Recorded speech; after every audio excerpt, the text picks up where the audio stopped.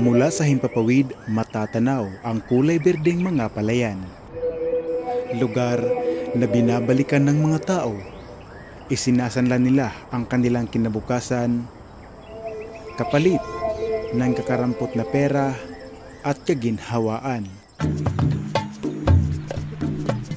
Ating kilalanin ang batang si Romnek, o mas kilala sa tawag na Tisoy.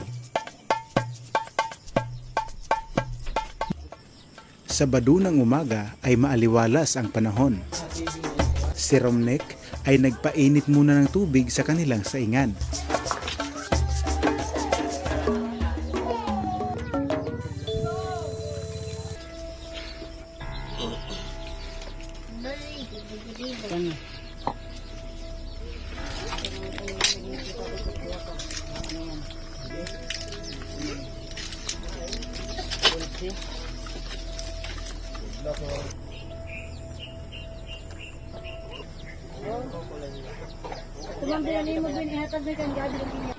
Sa puntong ito ay tapos nang magkape si Tisoy.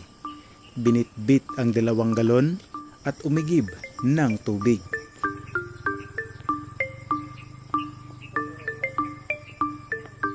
At sa pagbalik sa kanilang bahay, agad naman itong kinuha ang ipapakain sa kanilang baboy. Matapos kunin ang ipapakain ng baboy, ay naglakad na ito pataas sa kanilang bahay.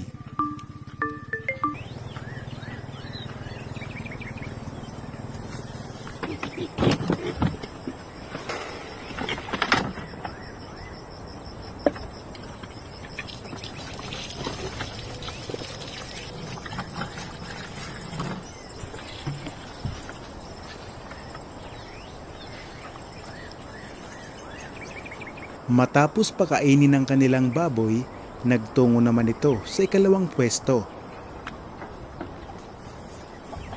Mga manok naman ang kaniyang papakainin.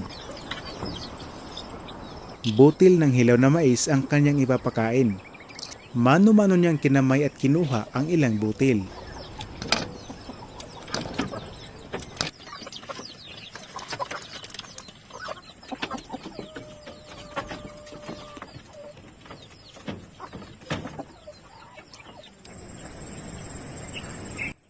Nung matapos ni Tisoy pakainin ang mga alagang manok at baboy, bumalik na siya sa kanilang bahay.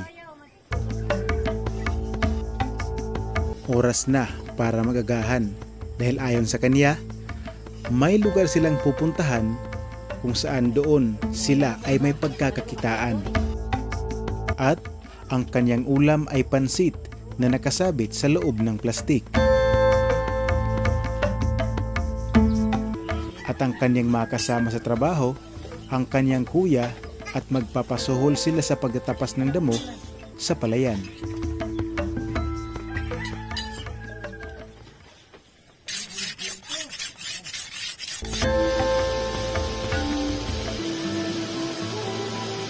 Gamit ang mahabang bulo, dala na nila ito at nagtungo na sila sa lugar kung saan sila ay magtatrabaho. Maya't maya pa ay narating na nila ang kanilang pakay. Isang palayan kung saan dito sila magtatrabaho. Ngunit bago kumita ng pera, kailangan munang mamuhunan ng lakas, pawis at pagod. Ang araw ng Sabado at Linggo ay araw upang magpahinga ang mga estudyanteng katulad nila. Ngunit sa mga tulad nilang kakarampot lamang ang kita, ay halos gabi na lang ang pahinga. Si Tisoy ay 13 taong gulang pa lamang, ngunit ginagawa na niya ang trabahong pangmatanda. Imbis na maglaro sa kaniyang mga kababata sa kanilang barangay, kailangang kalimutan ang pagiging musmos, kailangang kumita, kailangang kalimutan ang pagkabata.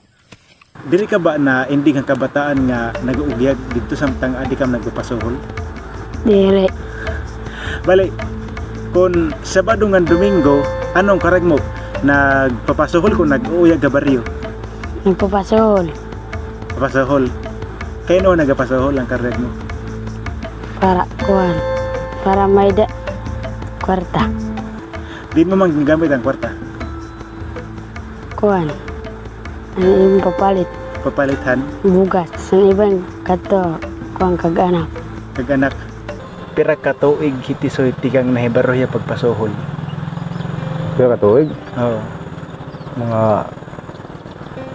kuha na lang siguro, mga tulo na siguro katuig ito ya. Kakuha na niya pag trabaho na ito ya. 3 anyos. Marami magtrabaho. Kuha na balik-bulik ko na ito ya pag trabaho yat. Oo. Bali, ano unang nga nahibaro niya pagtrabaho? Kasi ito kaya pag kuha Haras. haras.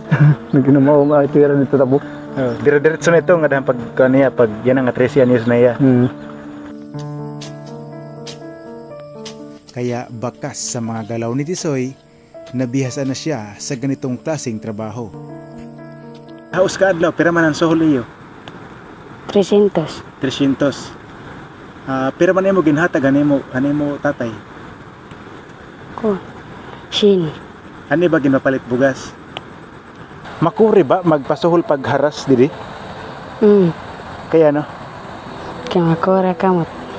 Masuhol kamot? Ang tanglay. Din matanglay. Di wala. Hay na nimo kasagaran ng gagamit pag nagapasuhol ka. Ari. Ito. Di na masuhol ito diya dapit. Din ni kamot. Di din he? Din ni. Gida. Walad. At sa mga batang tulad nilang nakakaramdam ng obligasyon para kumita, kahit nasasaktan, sila ay napipilitan. Alas 4:30 ng hapon ay umuwi na si Tisoy patungo sa kanilang tahanan at bit-bit ang pera na kaniyang pinagpaguran. At nung makarating ay inabot niya ito sa kaniyang tatay.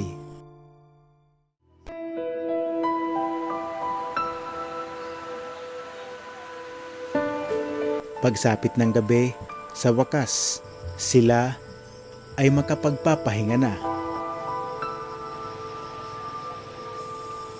Gamit ang sinag ng lampara, ay sabay na nag-aral sila ng kanyang kuya. Walang dikuryenteng ilaw, walang gadget o anumang uri ng teknolohiya.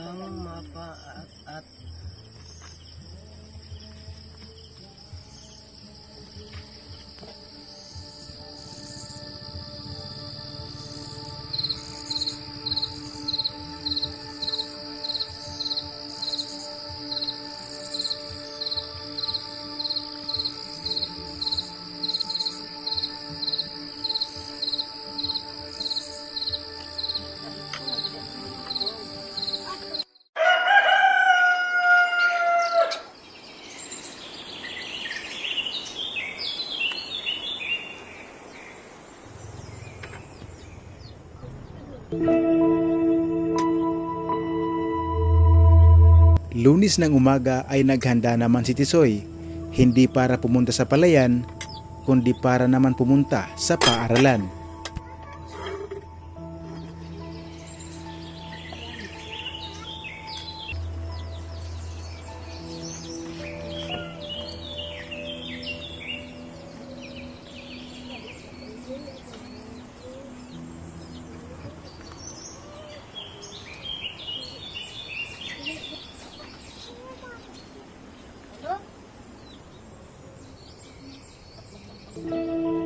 Ano ang pinakamarasang nakaon mo na? Masura. Manok. Manok. Ano nga kaluto?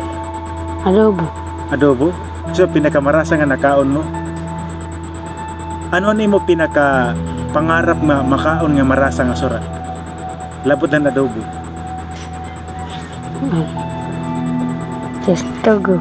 Chokstogo.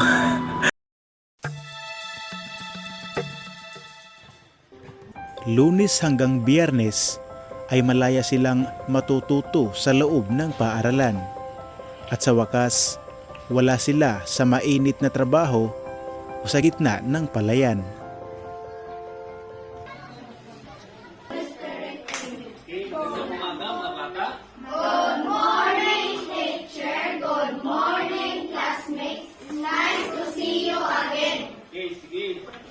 Since wala ka ng ilaw, sa ESP, ang ating Ang bagong henerasyon ay maituturing bagong binhi ng ating lipunan. Sila ay kailangan nating mapangalagaan at mabigyan ng magandang edukasyon. Dahil pagdating ng panahon, sila ay magsisilbi sa ating bayan. Sa mga batang tulad nila Tisoy na nakakaramdam ng obligasyon para magkapera, ito ang nagsisilbing takbuhan sa oras ng kawalan. Kahit gaano kainit ang sinag ng araw, tinitiis, isinasangla nila ang kanilang kinabukasan, kapalit ng kakarampot na kita at ang hinahangad na kaginhawaan. Ano man ang pangarap pagdako mo? Sundalo. Sundalo. Ano man ang hihimuon mo para maging sundalo ka? Maskula. Eskwela. Magkatapos ka na pag-eskwela. Kaya nung sundalo? Parang kabulig. Ganda tatay. Mula dito sa Barangay Tumugbong, ako po si Antonio Cabubas at ito ang Province Life TV.